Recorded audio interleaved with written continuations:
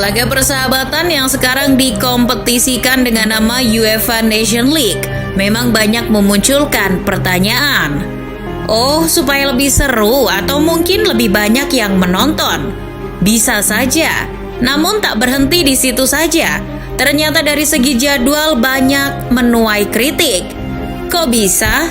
Ya, banyak yang sudah mengeluh tentang kompetisi ini. Banyak hal yang harus dievaluasi tentang kompetisi ini, terutama kecurigaan mengenai pemasukan ke kantong operator. Apakah ini hanya akal-akalan mereka saja, atau mungkin ini adalah bagian dari cara untuk memodernisasi sepak bola biar tak kurang peminatnya?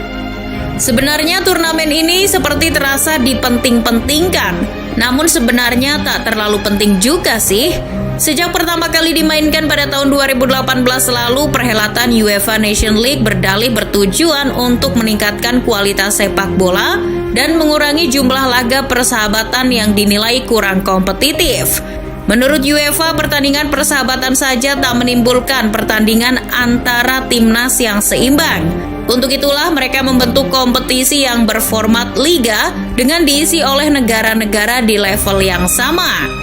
Namun banyak pihak yang menilai Nation League tidaklah harus diadakan jika hanya untuk alasan tersebut.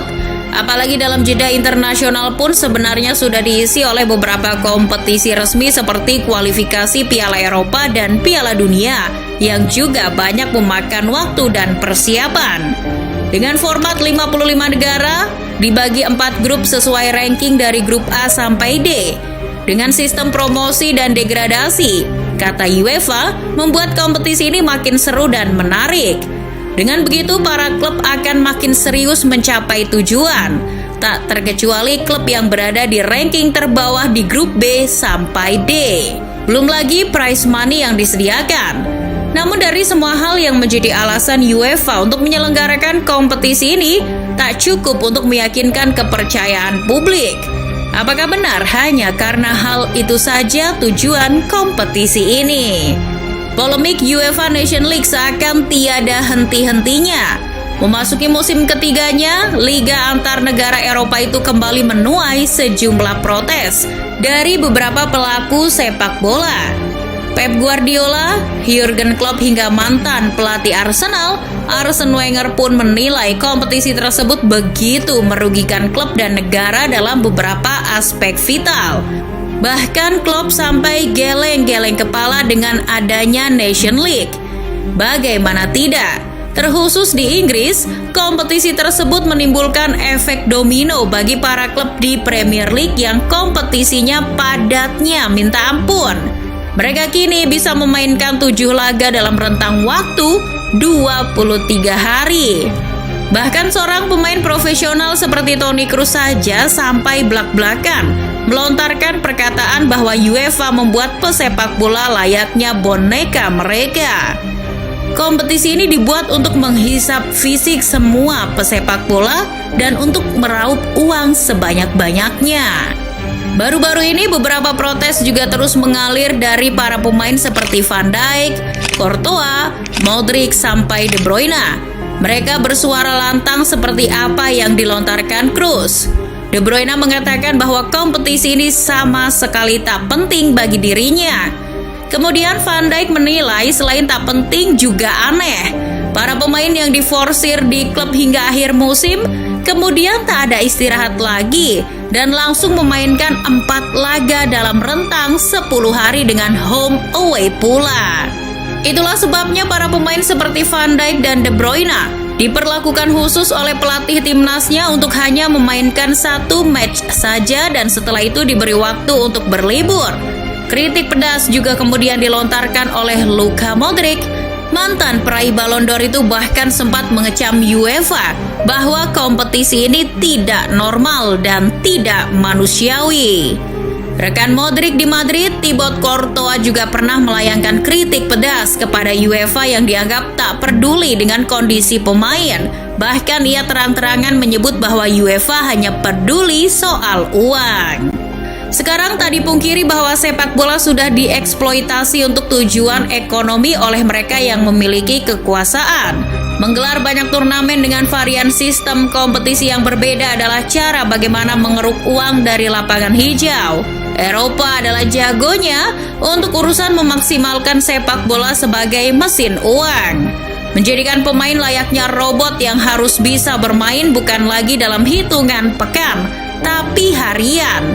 Jika sebelumnya jadwal hanya sepekan sekali, sekarang menjadi 2 bahkan 3 kali dalam sepekan. Tak ayal dengan kehadiran UEFA Nation League ini berimbas pada naiknya pendapatan otoritas tertinggi sepak bola Eropa tersebut. Hal itu terungkap di Kongres Tahunan UEFA.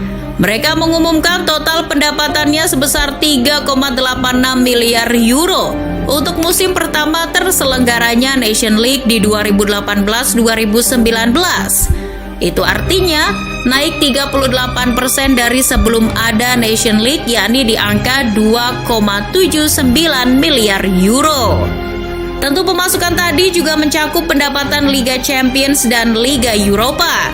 Belum lagi di tahun 2021-2022 karena dibuat lagi kompetisi, yakni UEFA Conference League.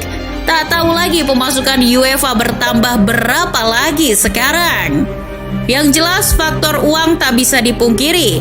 Semakin banyak kompetisi, maka hak siar akan datang. Dan di mana semakin pertandingan itu menarik, sponsor juga akan banyak yang masuk.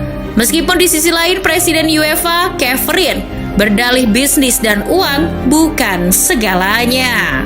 Terlepas dari itu, keberadaan turnamen Nation League perlu adanya evaluasi, mengingat hal itu berimbas pada banyak pihak, mulai dari pemain, pelatih, dan klub.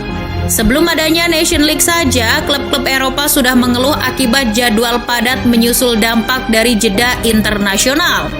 Dengan adanya kompetisi tersebut jelas semakin memadatkan jadwal klub di kompetisi Eropa. Jadwal yang padat akan menimbulkan waktu istirahat yang semakin sedikit. Hal tersebut pada akhirnya membuat para pemain lebih cepat kelelahan hingga berujung pada fisik yang tidak bugar. Kondisi semacam itu kemudian akan berujung kepada cederanya para pemain. Bahkan beberapa pemain tercatat sudah memasuki ruang perawatan karena cedera yang dialaminya berkat korban turnamen ini. Dengan iming-iming hadiah yang cukup menggiurkan, tak jarang beberapa timnas bersikap serius dalam melakoni turnamen ini demi pemasukan. Fokus mereka pun akan terpecah dari kualifikasi Piala Eropa maupun Piala Dunia. Sedangkan sejatinya roh jati diri timnas itu lebih pada tujuan mengantarkan kebanggaan negaranya, yakni tampil di Piala Eropa maupun Piala Dunia, bukan hanya mengejar uang di Nation League. Pro kontra Nation League seperti ini tampaknya masih akan terus berlanjut. UEFA harus segera mengevaluasi kelanjutan Nation League, sebab dampak negatif kompetisi tersebut lebih tinggi dibandingkan manfaatnya. Hanya saja untuk itu, kita mesti menunggu.